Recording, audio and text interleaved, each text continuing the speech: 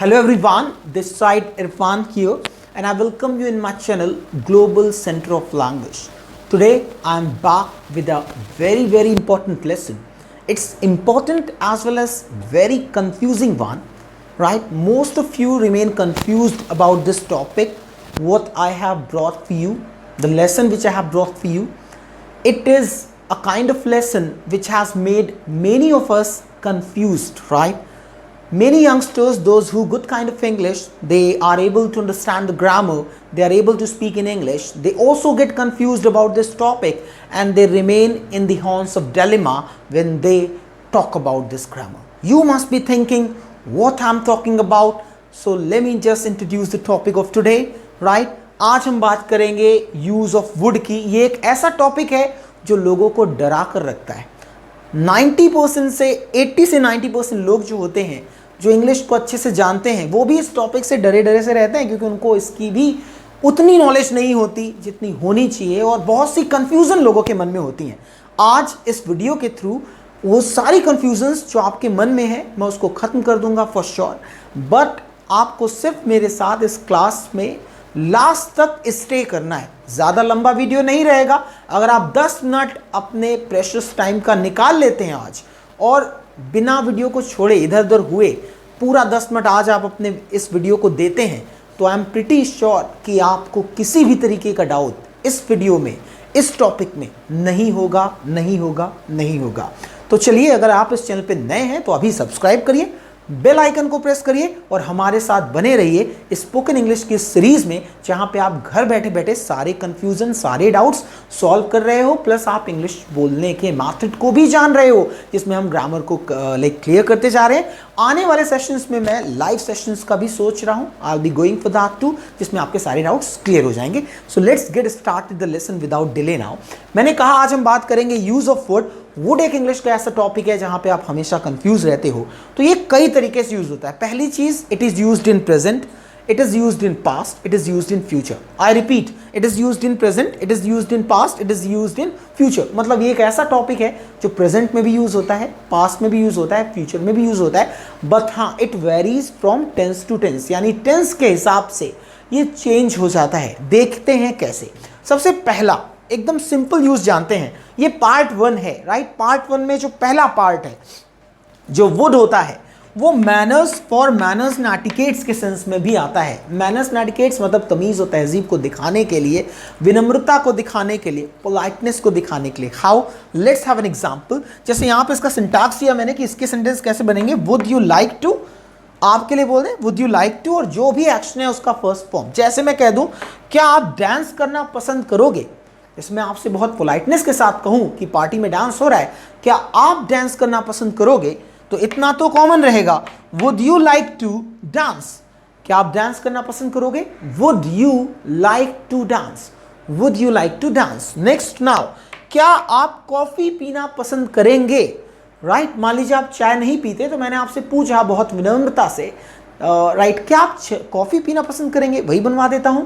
So would you like to take coffee और have coffee. जो advance लोग हैं वो हैव बोलते हैं. मैं हैव को और विस्तार से आगे पढ़ा दूंगा, पूरी तरीके से एक्सप्लेन कर दूंगा. अभी फिलहाल बेसिक में जाने कि टेक और हैव दोनों लगता है. So would you like to have coffee, would you like to take coffee, right? Next now, अब ऐसे जो भी सेंटेंस है एक दो आप बना सकते हो. क्या आप लिखना पसंद करोगे, would you like to write. क्या आप इस वीडियो को शेयर करना पसंद करोगे, would you like to share my video, would you like to share my video. क्या आप अगला यूज जानना पसंद करोगे, would you like to know new use of it. So let's move ahead now. Second use है हमारा. पहले देखते हैं मैंने लिखा क्या है बोर्ड पे. When something is spoken in past about future, इसका मतलब है जब भी कोई चीज पास्ट में फ्यूचर के बारे में बोली जाती है, यानी एट टाइम्स इन इंग्लिश और while speaking Hindi, what do we do is, हम एक काम करते हैं, हम क्या करते हैं, फ्यूचर की बात को पास्ट में बताते हैं. जब हम पास्ट में फ्यूचर की बात को बताएंगे तो हम वहां पे विल नहीं लगाते. गलती कर देते लोग विल लगा के. यहां वुड लगता है. क्या लगता है, वुड. जैसे कि एग्जाम्पल ले लें. एग्जाम्पल बोर्ड पे पहले देखते हैं, फिर मैं अलग से और बता दूंगा. मेरी मां ने कहा, मेरी मां ने कहा, पास्ट में कहा. वह मुझे पिकनिक पर ले जाएगी। मान लीजिए कि एक बच्चा है जो जिद कर रहा था अपनी माँ से पिकनिक पर ले चलो, पिकनिक पर ले चलो, उन्होंने कह दिया ठीक है मैं तुम्हें पिकनिक पर ले चलूंगी, यानी पास्ट में उससे कहा कि फ्यूचर में ले चलेंगे। देखिए क्या किया, माई माँ इज एन इंग्लिश वर्ड, आप मदर मॉम भी लिख सकते हो, there is no problem at all, it depends on you. So my माँ सेड दैट शी वुड, किसी व्यक्ति को ले जाना टेक या ब्रिंग लगा सकते हो आप, टेक ज्यादा यूज होता है, तो she would take me on picnic. I repeat, my mother said, in past उन्होंने कहा था that she would take me on picnic, right. Next now अगला देखते हैं, उसने कहा, पास्ट में ये कहा हम मलेशिया जाएंगे, हम मलेशिया जाएंगे। He said that we would go to Malaysia, he said that we would go to Malaysia. I repeat, he said, उसने पास में कहा क्या, that हम मलेशिया जाएंगे। अब हम कह रहे we will go to Malaysia, it's totally wrong, never ever do that, right? In place of will you have to use would, क्योंकि हम फ्यूचर में पास्ट के बारे में बता रहे थे। So we would go to Malaysia। अब ध्यान दीजिएगा, कुछ एग्जाम्पल और ले लो। तुमने कहा था, तुम मेरा साथ दोगे, तुमने कहा था, मान लो आपको किसी ने पास में कहा कि भाई जब भी तेरी लाइफ में प्रॉब्लम होगी, whenever you will be in trouble I would be there with you, right. जब भी तेरी लाइफ में प्रॉब्लम होगी मैं आऊंगा, मैं तेरी मदद करूंगा। और जब एंड टाइम आया, जब ऐसा हुआ, डिफिकल्टी में आप थे, जब आपके पामी डेज चल रहे थे, आप उस व्यक्ति के पास गए, उसने कहा भाई मैं मदद नहीं कर सकता, आपने कहा याद करो वो दिन, जस्ट रिमेंबर दैट डे, तुमने कहा था तुम मेरी मदद करोगे।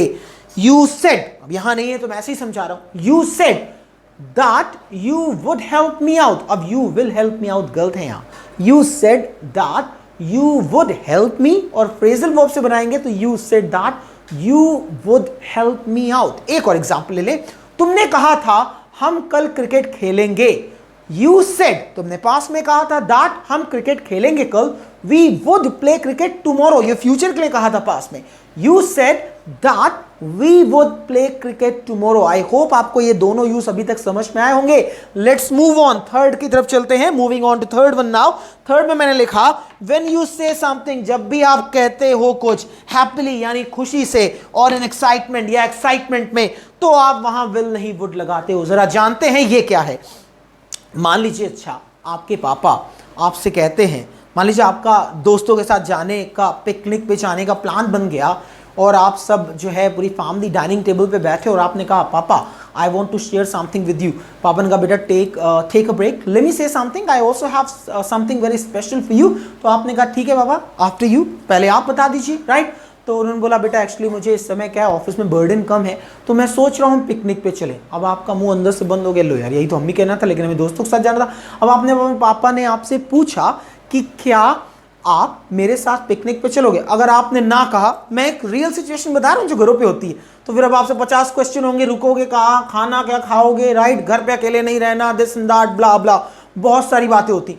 तो मतलब बच्चा थक हार के कह देता हाँ चलेंगे, लेकिन एक चीज समझो, पापा के साथ क्या हरिद्वार और क्या गोवा के बीच, आप गोवा बीचेस में एंजॉय करने जा रहे हो, तो वहां भी हर हर गंगा लगेगा आपको, राइट, क्योंकि आप जरूरत है इधर, सर आप थोड़ा सा गहरे पानी में इधर, बस यही खड़ा रहे, राइट। तो इतना मतलब आपके ऊपर इतना पोजीशन रहेगा फादर का कि आप अपनी लाइफ को एंजॉय नहीं कर पाओगे। लेकिन एक चीज है, अगर पापा ने आपसे पूछा will you go on picnic with me, तो आप आंसर क्या दोगे, अब आप मना तो करोगे नहीं, राइट। तो आप मतलब खुशी तो नहीं है, लेकिन कहोगे हाँ पापा मैं चलूंगा, I will go on picnic with you, I will go on picnic with you. अब ध्यान देना, पापा ऑफिस गए, ऑल ऑफ अ सडन आपका अलग काम कर गया, पापा को बर्डन बढ़ गया, और पापा की जो छुट्टी थी वो कैंसिल हो गई, और बॉस ने कहा तुम अभी नहीं, अगले महीने कभी देख लेना, ये फिलहाल अभी ये जो प्रोडक्शन है इसको बढ़ाना है और आपको बहुत हेल्प करनी है, तो इस साल अभी इस बार आप ना चाहो, नेक्स्ट टाइम आप चले जाना। पापा आए थोड़े उदास मन के साथ, बोले बेटा I want to share something with you.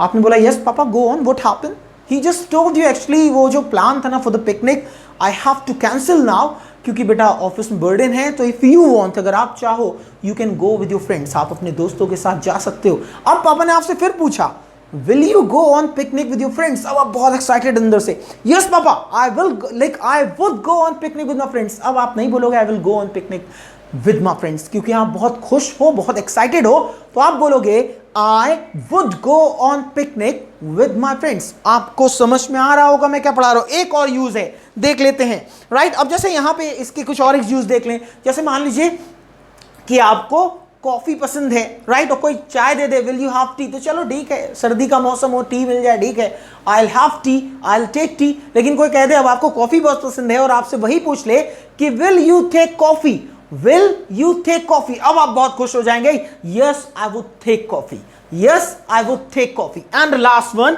Use to is equal to would, ये बिल्कुल सही है और आप चौंकिएगा नहीं, ये होता है। न्यूज़पेपर आप पढ़िएगा, बच्चों को जो आप रीडर पढ़ाते हैं इंग्लिश की, उसमें देखिएगा इसके यूज बहुत मिलेंगे। तो यूज टू जो है इसका मैं सेपरेट वीडियो बना दूंगा आगे चल के, अभी फिलहाल इतना जान लीजिए कि यूज टू की जगह भी वुड लगता है। जरा एक एग्जांपल सिर्फ आप देख लीजिए, फिर यूज टू का सेपरेट वीडियो मैं आपको बहुत जल्दी दे दूंगा। यहां देखते हैं, जब मैं छोटा बच्चा था तो स्कूल का गोला लगा देता था। गोला लगा देना मतलब उड़ी लगा देना, स्कूल बंक कर देना। So when I was a small kid, क्या बोलेंगे, when I was a small kid I would bunk of my class, when I was a small kid, I would bunk off my class। या इसके कुछ example और देख लीजिए, जैसे मैं कहूं जब मैं छोटा था तो मैं क्रिकेट खेलता था, When I was a kid, I used to play cricket, ऐसे बोलना है ना, बोलिए When I was a kid, I would play cricket, ये बोला जा सकता है When I was a kid, I would play cricket। Guys ये ऐसे नहीं आएगा, इसको आपको प्रैक्टिस करना होगा। सेंटेंसेस आप जो है फॉर श्योर इस पे बनाइएगा कमेंट में, तभी आएंगे। दो दो सेंटेंस सबसे बनाइए। कोई डाउट हो तो मेरा नंबर आपको व्हाट्सएप का जो है इस वीडियो में मिल जाएगा, आप उस पर पूछ सकते हो, क्योंकि ये कंफ्यूजिंग टॉपिक है तो आपको इस पर थोड़ा वर्क करना पड़ेगा, क्योंकि मेरे सिखाने सिर्फ नहीं आएगा, you have to practice hard for that. So that is the end of the class for today. We'll be meeting in next video for sure. Till then, take care, bye bye, and don't forget to comment. Keep learning, keep sharing. Bye bye, take care.